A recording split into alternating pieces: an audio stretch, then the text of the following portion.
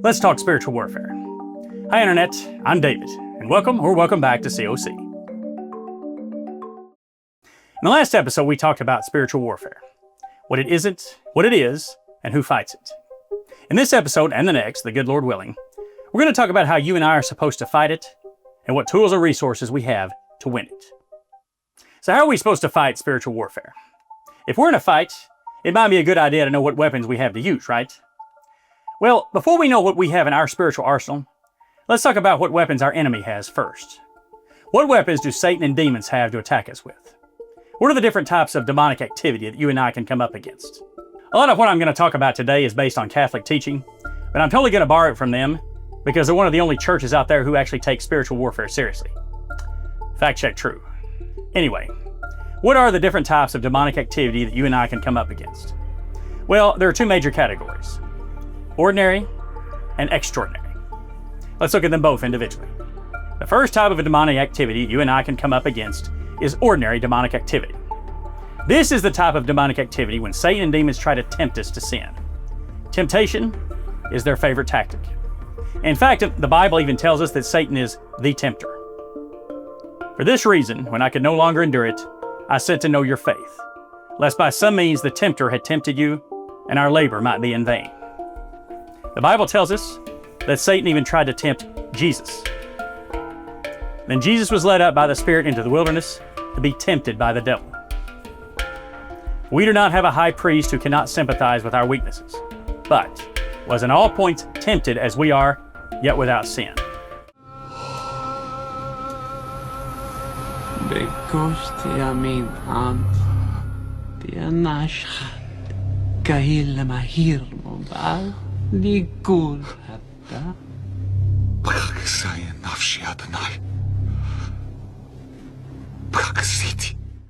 In the famous prayer that we all know as the Lord's Prayer or the Our Father, remember one of the things Jesus prayed for: lead us not into temptation.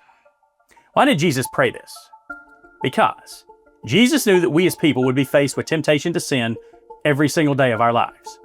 Temptation goes all the way back to Adam and Eve, and like Adam and Eve, Satan tempts us to sin the same ways he tempted them. He whispers in our ear, "You don't really believe any of that stuff, do you? You don't really believe what God said, do you? You are the only one who believes that. How stupid are you?" The same exact tactics Satan used with Adam and Eve are the same exact tactics he uses with you and I today. Constant temptation to sin and turn against God. This is why you and I always need to pray that God will help us to resist temptation and to pursue virtue instead.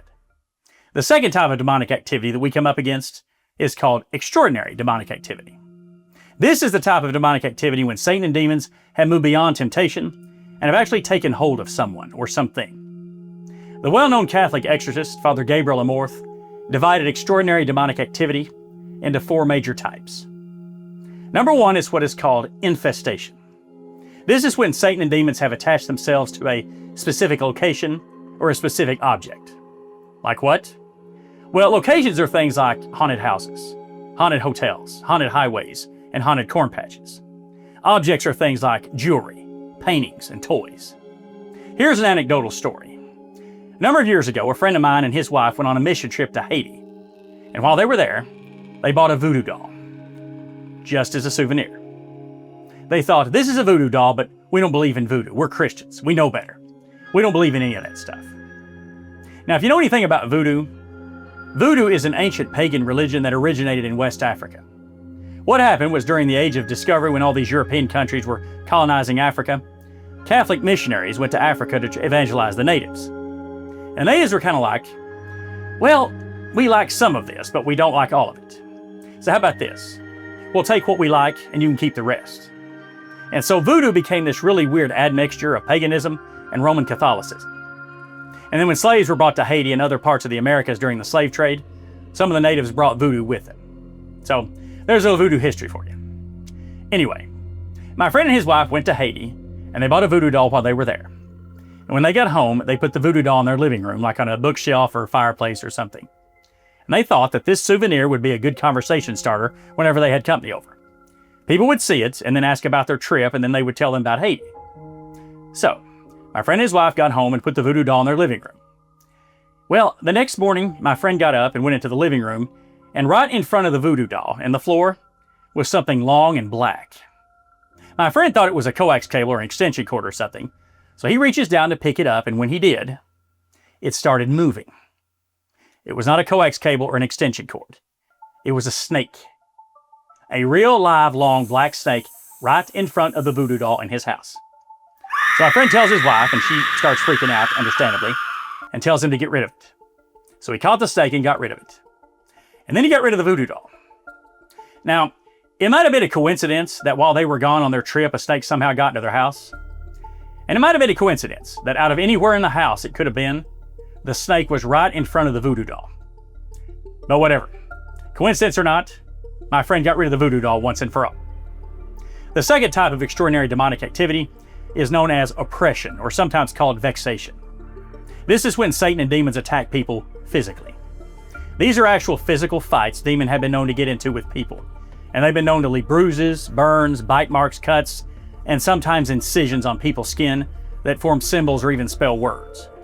There have also been times when people have reported feeling that something is weighing them down, almost like somebody is giving them an invisible bear hug from behind, or that they have invisible chains around their arms and legs. Now, oppression, or vexation, is pretty rare, and almost always only happens to saints who are extremely holy and close to God. People like St. Anthony, St. Teresa of Avila, St. John Vianney, and Martin Luther. Here's what a saint, St. Gemma Galgani, said happened to her. The demon came before me as a giant of great height and kept saying to me, "For thee there is no more hope of salvation. Thou art in my hands." I replied that God is merciful and therefore I fear nothing. Then, giving me a hard blow on the head in a rage, he said, "Accursed be you." And then he disappeared. Another saint who was afflicted with demonic oppression was Padre Pio, who I mentioned in the last video. Padre Pio said that Satan himself would appear to him in his room at night, and Padre Pio saw him so often that he even nicknamed him Bluebeard. And supposedly one night Padre Pio was asleep, and Bluebeard woke him up to fight. And Padre Pio woke up and said, "Oh, it's just you," and rolled over and went back to sleep. I can only speak for myself here, but if I woke up in the middle of the night and there was a demon in my room, I would poo the sheets. But apparently Padre Pio wasn't afraid, and you and I shouldn't be either. The third type of extraordinary demonic activity is what's called obsession. This is when Satan and demons attack us mentally. This is by far the most common form of extraordinary demonic activity. This is when Satan and demons whisper something in our ear, or somehow control or manipulate things around us to torment us, especially at times when we're the most vulnerable. They do or say things that can give us addictions, anger, anxiety, bitterness, depression, envy, fear, gossip, greed, lust, pride, or maybe even ideations of suicide or violence. They can also do or say things that give us bad thoughts, maybe even nightmares or night terrors, or maybe remind us of bad memories of things that we've done or things that have been done to us. They can also use personal problems to torment us. Now, of course, we all experience most, if not all, these things at one point or another, right? So does that mean that it's always the result of demonic activity? Of course not.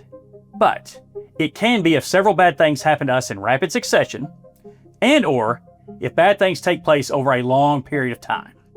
So in other words, if a lot of bad things happen to us all at once, and or if they last for a long time, we might be fighting something demonic. St. Paul talked about being tormented. "And lest I should be exalted above measure by the abundance of the revelations, a thorn in the flesh was given to me, a messenger of Satan to torment me, lest I be exalted above measure."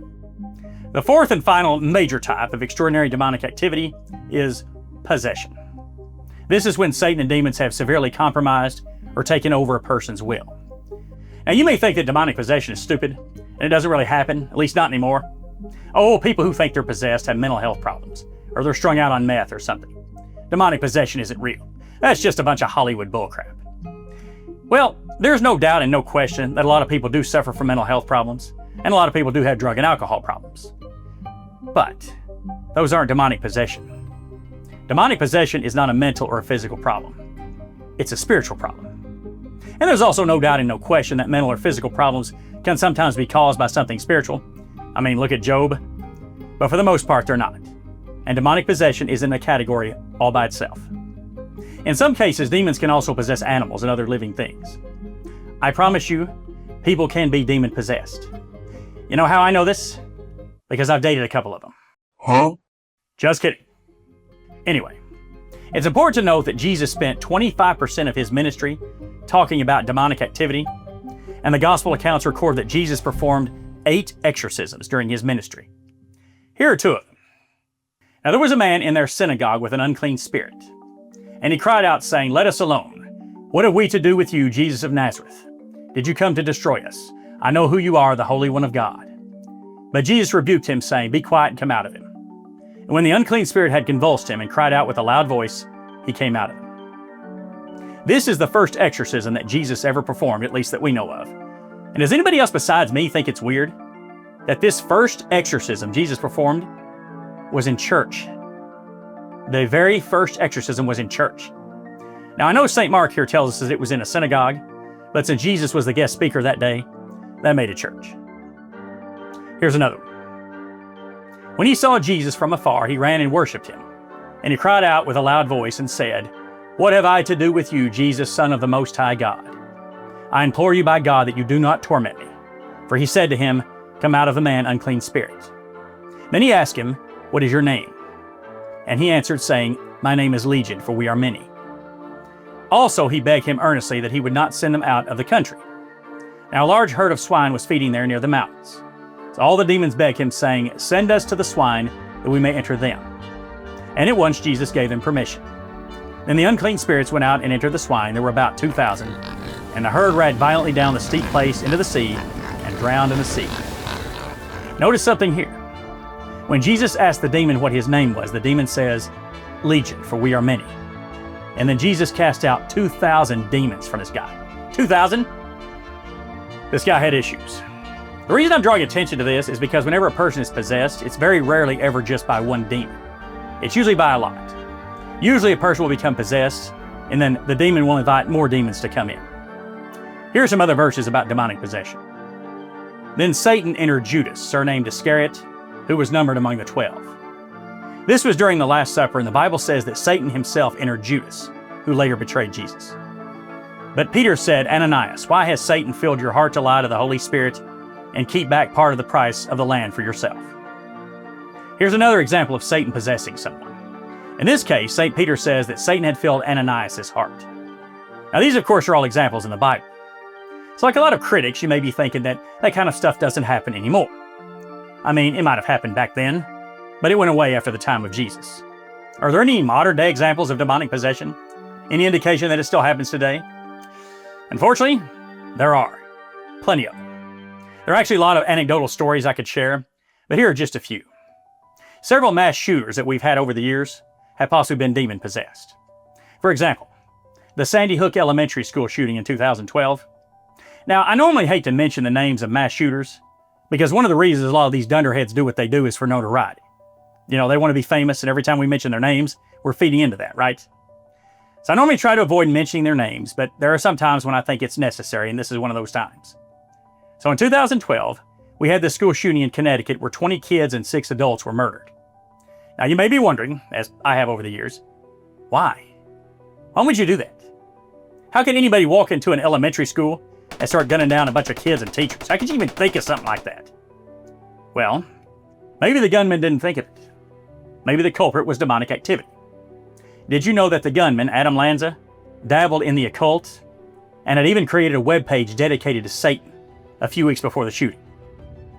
We didn't hear about that much in the news, did we? What's also weird is that, unlike other school shooters, Adam Lanza wasn't a student there, and he didn't kill his fellow classmates. He had been a student there when he was young, but he was 20 at the time of the shooting, so he'd been out of school for years at this point. Why did he pick that particular school? Why did he pick that particular day and time? We've also had several serial killers who were probably demon-possessed. Come to think of it, they probably all were, but 3 of the most famous ones were David Berkowitz, Richard Ramirez, and Jeffrey Dahmer. David Berkowitz was nicknamed the Son of Sam, and he terrorized New York City in the late 70s. He was an admitted devil worshiper and was obsessed with the occult. Now the good news for him was that a few years after he was sent to prison, he had a spiritual awakening and became a Christian. So his story kind of has a redemptive ending, thankfully. Another serial killer was a guy named Richard Ramirez. Richard Ramirez was nicknamed the Night Stalker, and he terrorized Southern California in the mid-80s. He was also an admitted devil worshiper, And some of the survivors of his attempted murders said that he told them to swear to Satan before he shot them. He also had a pentagram tattooed on one of his hands. Jeffrey Dahmer was also active around this time in Wisconsin. And what happened to him is that during his killing spree, he became obsessed with a movie called The Exorcist III. In case you haven't seen this movie, essentially what The Exorcist III is about is a serial killer who's demon-possessed. If you haven't seen this, I wouldn't recommend watching it. In fact, I've never even seen the whole thing. I watched part of it, but it's got a lot of blasphemy and a lot of sacrilegious stuff in there.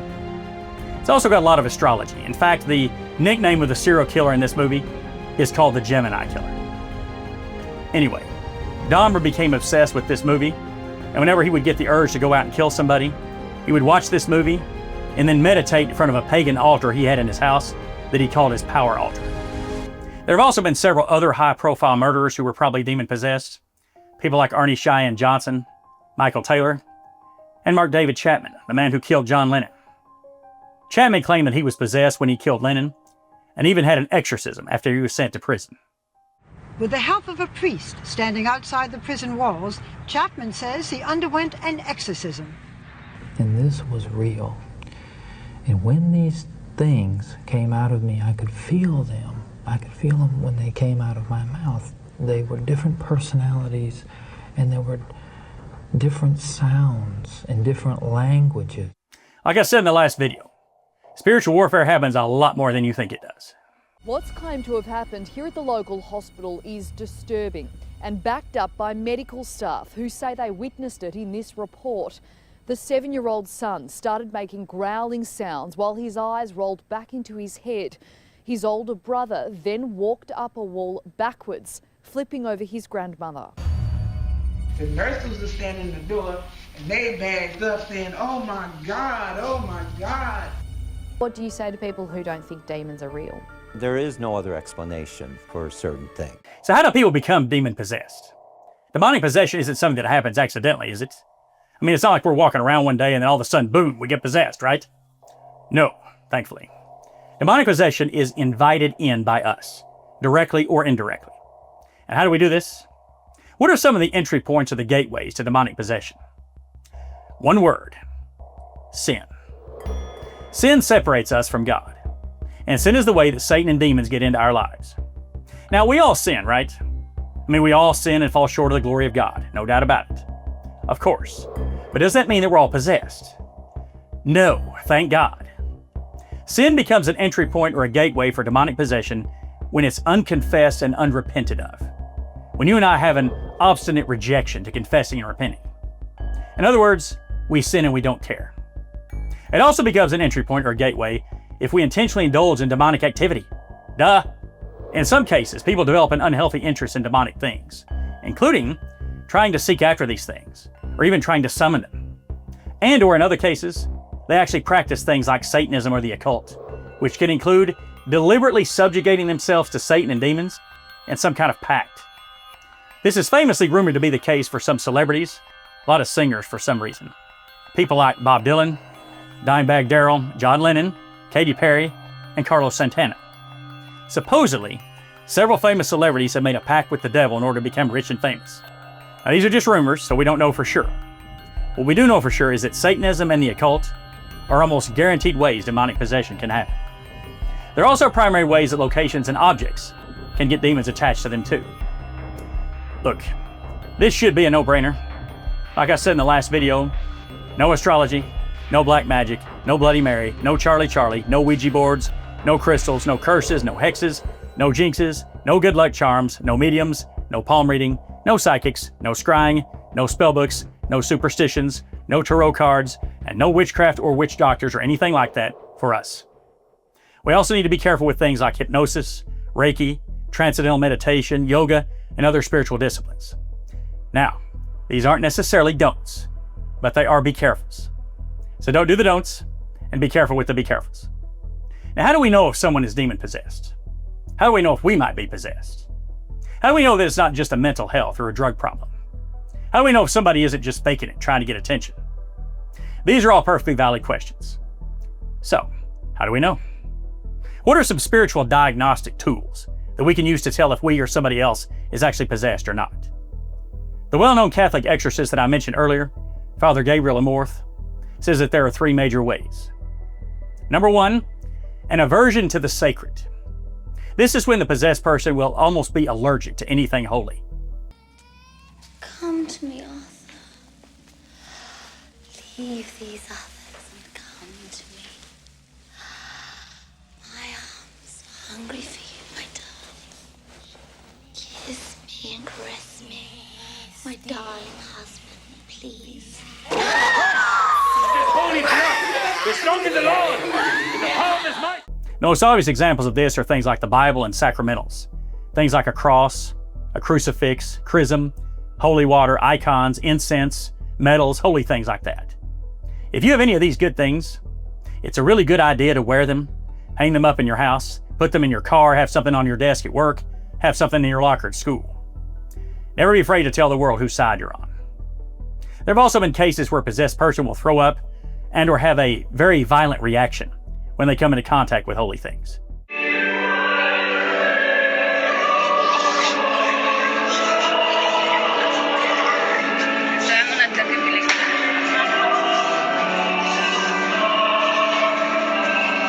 This is also how we know locations or objects have demons attached to them. We can feel an aversion to the sacred whenever we visit particular locations or if we come into contact with particular objects. Number two is hidden knowledge. This is when the possessed person will know things that they're not supposed to know. For example, they'll know a foreign language. An exorcist told me one time that a number of years ago, he was helping do an exorcism on an 18-year-old girl who was possessed, and all of a sudden, right in the middle of her exorcism, she starts speaking in Aramaic. Aramaic, you might know, was the language of Jesus, and it's barely even used in the world today. In fact, the only reason this exorcist knew Aramaic is because he had studied it in the seminary. Anyway, this young lady was a prostitute. She had been homeless for the last several years and had had very little formal education. There is absolutely no way that she would have known Aramaic, yet here she was speaking it fluently. Why? Because the demons who were possessing her knew it. Another example of hidden knowledge is that the possessed person will have psychic premonitions and can predict the future. As I mentioned in the last video, this is a no-no for us as Christians. If you want to know the future, ask God. Number three are superhuman abilities. This is when the possessed person will usually show things like elevated perception or hysterical strength, something very incommensurate with their size. There was one case of possession I came across a number of years ago where a woman who was very small in stature was going through an exorcism, and when the demons manifested, she lifted a huge metal chair and held it over her head with one arm. Also this, most possessed people will have a change in their voice and in their overall appearance too. For example, they'll have bodily contortions and changes in facial features and vocal inflections. In the mid-70s, a young German girl named Anneliese Michel was thought to be demon-possessed. The movie The Exorcism of Emily Rose is loosely based off of her story.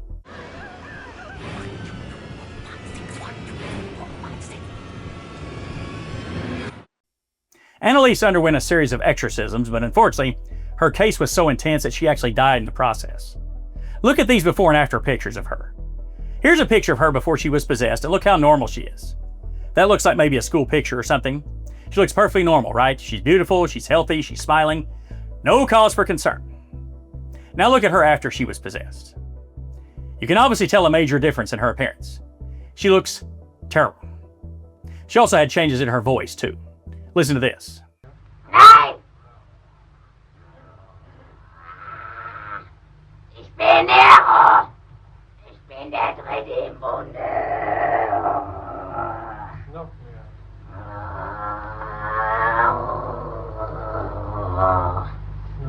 So. That is an actual recording of her during one of her exorcisms. How creepy is that? So once we know that we or someone we know is possessed, or maybe we know a particular location or a particular object that has something demonic attached to it, what do? Well, in most cases of demonic activity, ordinary and extraordinary, we can simply say a prayer of deliverance. Lord, please deliver me from this evil, whatever it is. A Catholic priest once told me that he'll often pray something like this.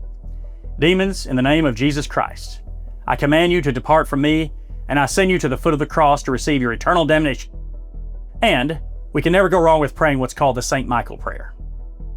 St. Michael, the Archangel, defend us in battle. Be our protection against the wickedness and snares of the devil. May God rebuke him, we humbly pray, and do thou, O Prince of the heavenly hosts, by the power of God, cast into hell Satan and all the evil spirits who prowl about the world seeking the ruin of souls. We can also say what are called binding prayers if we can identify specific demons that are causing problems, like a spirit of addiction or a spirit of anger. And after we've been delivered, we always need to say a prayer of thanksgiving and a prayer of protection against it coming back. But what happens if we're experiencing more serious demonic activity, like demonic possession? Well, we need an exorcism, something more powerful to get rid of the demonic activity. Try Tylenol first, but if that doesn't work, we might need to get an antibiotic. And do not be drunk with wine, in which is dissipation, but be filled with the Spirit. One important thing to mention here, the vast majority of demonic activity is ordinary, and even if it escalates into something extraordinary, it's usually never very flashy. Even during most exorcisms, you will see somebody levitate or twist their head all the way around without breaking their neck. You will see somebody get on all fours and scale the walls and the ceiling. A brief black and white clip shows a woman in a plaid dress climbing a brick wall with one arm. Most of the time, these things don't happen. Now, why not? Why don't Satan and demons make a bigger show? Well, think about it. If Satan and demons were really flashy, most people would run to God, right? C.S. Lewis once said that the greatest trick the devil ever pulled off was convincing the world that he doesn't exist. Why? Because if people knew the spiritual warfare we're currently in and how defenseless we are without God, people would sprint to God. Every church around the entire world would be busting at the seams every single Sunday. Satan and demons obviously don't want this, so they have to be secretive. And their strategy is, more often than not, one of infiltration. They kind of operate like a sleeper cell of terrorists does, meaning that they infiltrate someone or something, and then they stay really, really quiet until it's time to strike. I hope you enjoyed this, because that's all I've got for now. Be sure to like, share, and subscribe. We'll talk again soon, but before you go, take this with you. Bottom line is you're done. It's over, that's it. And we did it all right to your face, James. And now there's evil everywhere, and no one even cares. Yeah, I don't agree. Proving that we achieved our goal. Slowly, with your movies, your TV, and your media. We desensitized you. Redirected your worldview to the point that you can't even recognize evil when it's right in front of your face. More to the point, James, you can't even feel it when you're doing it. And as for winners and losers, whoa. That gets decided at the time of death. The exact numbers are a closely guarded secret, but there are more of you ending up in my master's house than with the enemy. A lot more, Jimmy.